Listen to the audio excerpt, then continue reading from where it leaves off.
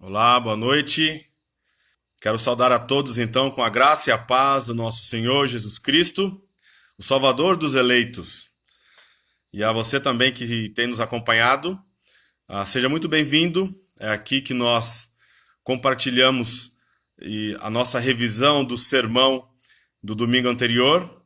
Então que você também possa desfrutar desse tempo, dos ensinos, dos ensinamentos que foram transmitidos da pregação da palavra do Senhor. Então vamos começar com uma palavra de oração enquanto o pessoal ainda chega. E aí então a gente começa o nosso tempo aqui. Senhor, eu quero louvar o teu santo, bendito e precioso nome por aquilo que o Senhor fez por meio de Cristo Jesus há quase 2000 anos atrás. Pelo teu amor, ó Deus, revelado de maneira tão intensa na cruz do Calvário. E louvamos, ó Deus, o teu nome porque a morte do seu filho não foi o fim da história, mas o começo, ó Deus, de uma linda história que foi traçada antes mesmo da criação do mundo. Portanto, ó Pai, nós queremos reconhecer a tua soberania, a tua graça, o teu amor permanente e perene por nós, e louvamos o Senhor por isso. Obrigado, ó Deus, por podermos, mesmo à distância, separados, sermos reunidos nessa plataforma digital para que possamos compartilhar aquilo que o Senhor tem ensinado e falado em tua palavra, a sua revelação especial, que é infalível, que não falha e que é a única verdade. Que sejamos desafiados pelo teu Santo Espírito. E é no nome precioso de Jesus que eu oro. Amém. Então, irmãos, ontem foi um tempo, creio que um presente do Senhor para nós. Nós tivemos na parte da manhã um culto, nós reunimos ali, talvez aí em torno de uns 150 pessoas, e nós celebramos a ceia do Senhor. Foi um momento especial, um momento solene, um momento onde recordamos de maneira visível, através dos elementos do pão e do suco de uva, aquilo que Cristo fez por nós. O seu corpo e o seu sangue que foram dados como pagamento pelo resgate, a nossa redenção.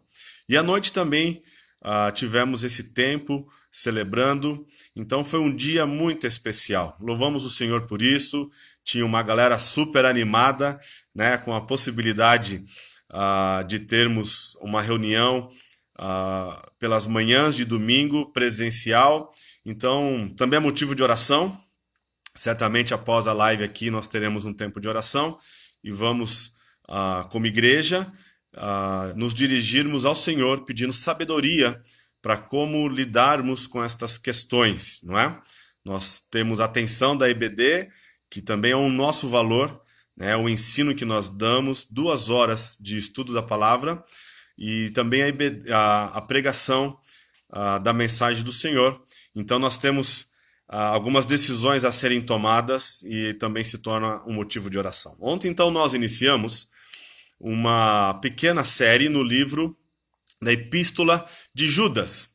E Judas, então, ele havia se proposto a escrever sobre a salvação comum que temos em Cristo Jesus. Todo aquele pecador arrependido que confiou, depositou a sua confiança no Senhor Jesus Cristo, ele então se torna um filho de Deus, ele tem os seus pecados perdoados, e ele então passa a fazer parte agora da família de Deus. E Judas então se propõe a escrever algo sobre essa salvação em comum. Porém, ele menciona nessa pequena epístola que ele foi direcionado pelo Espírito, nós entendemos, divinamente inspirado a escrever sobre a batalha pela fé.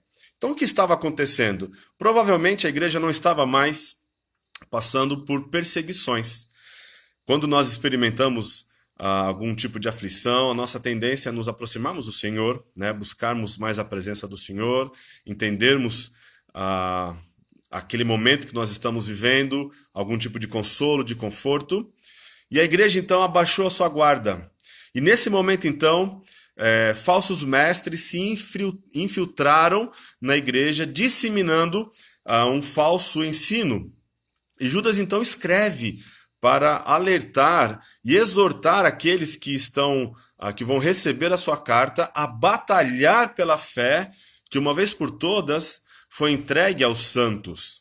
Então, ele não se concentra no ensino desses falsos mestres. E isso é algo pedagógico, didático para nós, né? Quando nós somos confrontados ou nós estamos percebendo que falsos ensinos estão sendo disseminados, a nossa função, nós pastores, o nosso papel não é ensinar aquilo que eles estão ensinando e como combater, mas a melhor estratégia é ensinar a verdade de Deus. É mais do mesmo, como diz o pastor Sacha. É mais do mesmo. Então ele faz isso, ele está ensinando mais do mesmo. Ele nos relembra então de várias verdades e da nossa identidade em Cristo Jesus.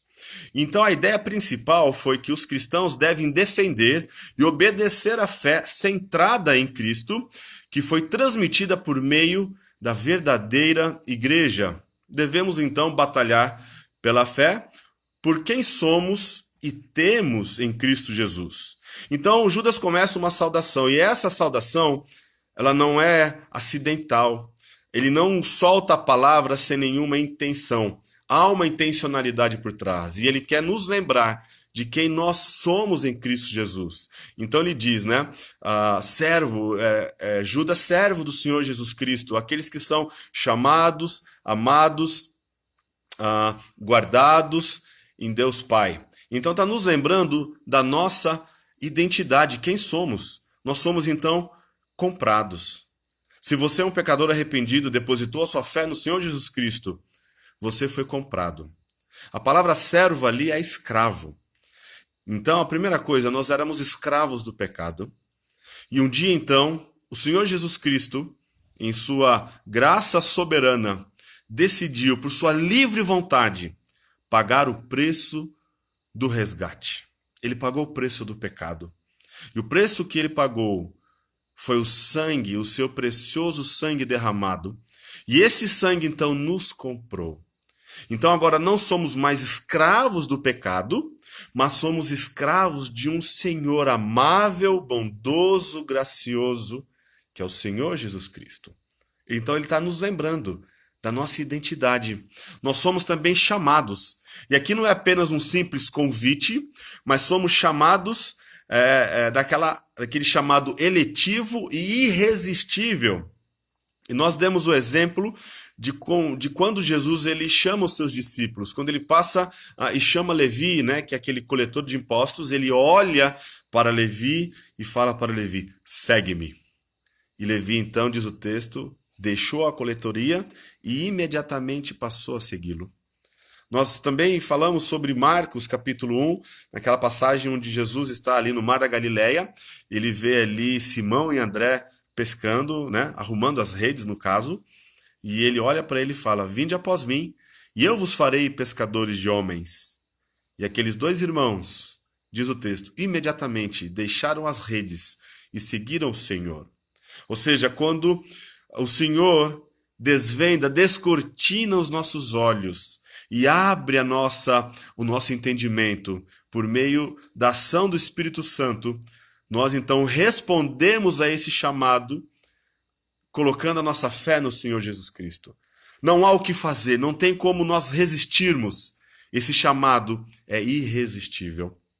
Nós também somos amados de maneira incondicional. Não há um pecado que nós cometamos que faça com que o nosso Senhor nos ame menos. Isso é por demais precioso. Deus odeia o pecado, isso é verdade. Ele abomina o pecado, mas ele ama o pecador arrependido. Então, esse amor que ele tem por nós, esse amor perene, esse amor constante e incondicional, temos à disposição. Ele também nos lembra que nós somos guardados. Ou seja, não é aquela proteção que vai nos impedir de pegarmos uma doença, né? Talvez sermos aí... experimentarmos a Covid, algum tipo de acidente, alguma perda financeira, perda do emprego. Não é esse tipo de proteção, embora o Senhor faça isso. mas é aquela proteção, aquela a forma que Deus nos guarda, que Cristo nos guarda de perdermos a salvação. Nós somos então guardados. De maneira alguma, um verdadeiro discípulo do Senhor pode perder a sua salvação. A salvação é imperdível, porque ela foi comprada, ela foi conquistada. Houve um preço alto, foi o sangue de Jesus. Depois nós vimos também aquilo que temos. E o que temos é algo que desfrutamos abundantemente da misericórdia de Deus, né? Que é essa atitude bondosa para com o miserável. Desfrutamos também de uma paz abundante. Temos a paz com Deus, essa nós recebemos no momento da nossa conversão, antes de termos sido tocados pelo Senhor, de recebermos esse chamado, nós estávamos em uma condição de hostilidade com Deus, éramos inimigos de Deus.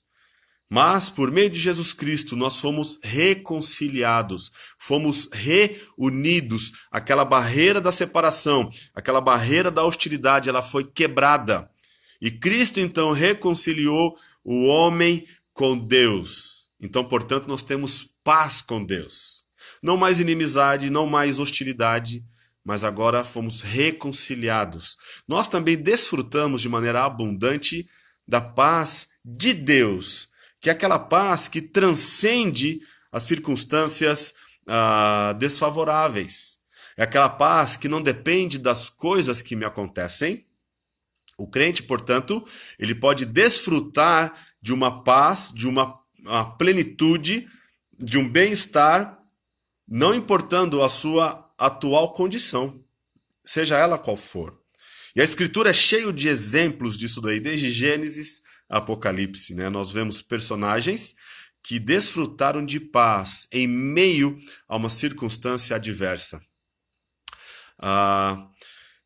Em segundo lugar, nós entendemos que uma maneira de nós batalharmos pela fé é afirmarmos aquilo que cremos. A fé, ela deve ser defendida. A fé deve ser defendida. Devemos lutar intensamente para proteger as doutrinas, o ensinamento, a verdade de Deus, a verdade do caráter de Deus, a verdade da Escritura. Haviam falsos mestres que, de maneira dissimulada, haviam se infiltrado na igreja e estavam, então, pregando algum tipo de ensinamento destrutivo que faziam com que aquelas pessoas fossem assediadas por esse ensino, essa libertinagem, essa permissividade. Então, Judas está nos escrevendo e mostrando que a fé, ela deve ser defendida porque ela é o nosso maior tesouro. Ela é algo precioso e nós devemos defender, porque ela conduz à vida. Os ensinamentos desses falsos mestres conduz à morte, produz morte, né? A fé que foi entregue. Então o foco não é aquela fé salvadora, aquela fé que nós exercemos, que recebemos de Deus e exercemos quando chegamos ao entendimento de quem é Jesus, então depositamos nossa fé nele. Não é essa fé, mas a fé é o conjunto de doutrinas, é o evangelho, é a verdade de Deus, a verdade da Escritura, a verdade de quem é Jesus e a sua obra. Então é esse conjunto de verdades, elas devem ser protegidas, elas devem ser batalhadas pela sua pureza, jamais devem ser regateadas. Ela não precisa de nenhum acréscimo, porque tudo que nós precisamos, nós encontramos na palavra do Senhor. O cânon foi fechado. Aquilo que Deus entendeu que nós deveríamos receber, nós já temos em nossas mãos. E pela graça de Deus ainda traduzido para a nossa língua.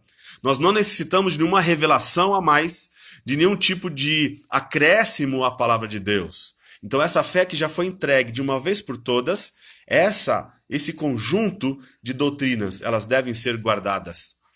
A graça de Deus também não deve ser distorcida. Não é porque Deus é bom e o seu perdão é livre e gratuito para todo pecador arrependido que devem ser usados como ocasião para um pecado obstinado. Não é isso. Esses falsos mestres ensinavam que quanto mais você peca, mais você desfruta do perdão de Deus. Não é verdade. Paulo argumenta isso em Romanos capítulo 6.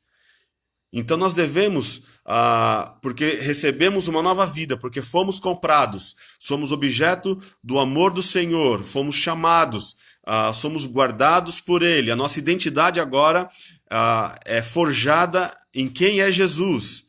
Então nós devemos viver de maneira que agrada ao Senhor, e não uma vida que seja caracterizada pela pecaminosidade, um estilo de vida pecaminoso e destrutivo. Era isso que esses homens ofereciam.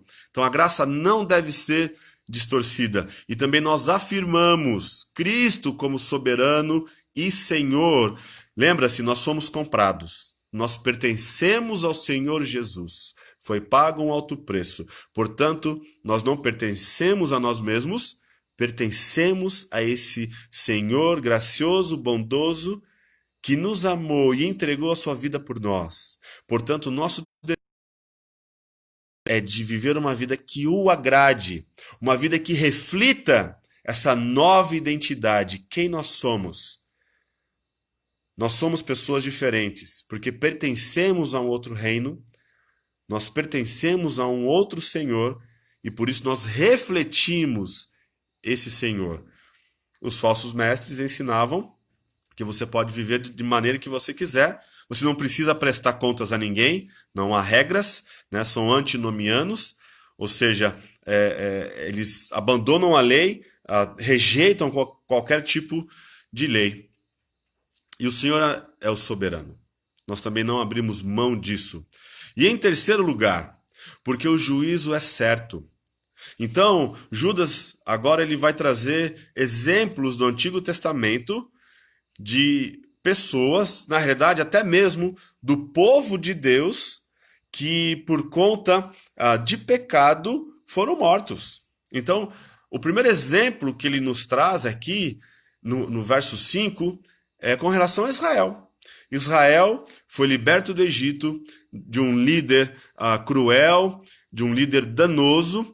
Ele foi redimido, foi comprado, foi então salvo. E em determinado momento, quando Deus havia purificado aquele povo, tirado do meio daquele povo pagão, o povo estava caminhando em sua jornada para uma terra que Deus havia prometido. Moisés manda espias para conhecer a terra, e 10 espias voltam completamente desanimados, olhando para o tamanho do problema, olhando para os gigantes, e eles então decidem: por que o Senhor nos trouxe para cá? Ele nos trouxe para cá porque não havia sepulcros, né? Vamos todos morrer no deserto? Não, vamos voltar para o Egito. E Deus então mata toda aquela geração. De 20 anos para cima, todos morrem em 38 anos, em 40 anos. E uma nova geração, então, que não havia visto as manifestações redentoras do Senhor, então que passa a ocupar a nova terra, a terra prometida. Somente Josué e Calebe foram preservados. Por quê? Porque eles creram. Deus havia dito que a terra ele iria dar para nós. Porque ele nos traria para cá e agora ele não poderia ter poder para nos livrar, para cumprir a sua promessa? Deus havia dado tantas manifestações e provas do seu amor, do seu poder. Por acaso agora ele iria falhar? E o povo então sucumbe. Vemos também que nós devemos lembrar da rebelião, né? Que a rebelião, na realidade, ele usa a figura dos anjos, de que eles haviam se rebelado contra Deus porque estavam insatisfeitos com a sua condição. Eles queriam mais poder, eles queriam um caminho diferente daquilo que Deus havia planejado para eles. Então eles são expulsos do céu. Eles deixam a sua habitação e são agora guardados para o juízo do dia final. Também Judas nos lembra da imoralidade. E ele traz então agora à memória aquilo que aconteceu com Sodoma e Gomorra e as cidades circunvizinhas. Quando ele trouxe juízo por conta do pecado, da imoralidade naquelas cidades.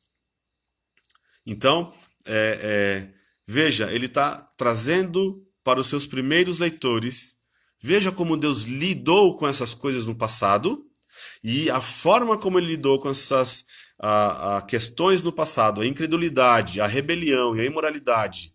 Ele vai aplicar isso para esses falsos mestres e aqueles que seguirem os falsos mestres. Então nós vimos que Deus condena o ímpio por causa da sua rejeição à autoridade divina. Quando a pessoa então rejeita a Bíblia, como a palavra de Deus, como a sua autoridade final, eles apelam então aqueles homens, né, esses falsos mestres, para os sonhos.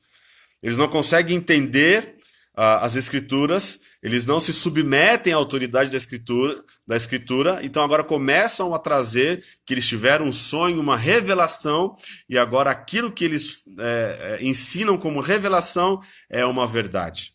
Eles serão condenados, eles serão julgados. Então nós vemos dos versos 5 a 16, Judas ali trazendo exemplos e analogias de como aqueles mestres, falsos mestres, são e quão danoso é o resultado daquele ensino. Enfim, é extremamente atual para nós a exortação de Judas, que nós devemos batalhar pela fé que uma vez por todas foi entregue aos santos. Nós devemos então, portanto, conhecer a palavra de Deus. Nós, pastores, temos a tarefa de equipar os santos, de ensinarmos às nossas ovelhas a verdade de Deus, a verdade da Escritura, ensinarmos doutrina. Doutrina é importante, porque quando você conhece a doutrina e quando você ouvir algo que é diferente daquilo que você aprendeu na Escritura, então você vai poder julgar. Isso que está sendo ensinado não é bíblico, portanto é um falso ensino e você então rejeita isso. Até que todo crente seja maduro e ele tenha a habilidade para manejar a palavra do Senhor. Esse é o nosso papel de pastores, de equipar vocês para que vocês manejem bem a palavra da verdade. E vocês terem essa sede, esse desejo de aprender mais.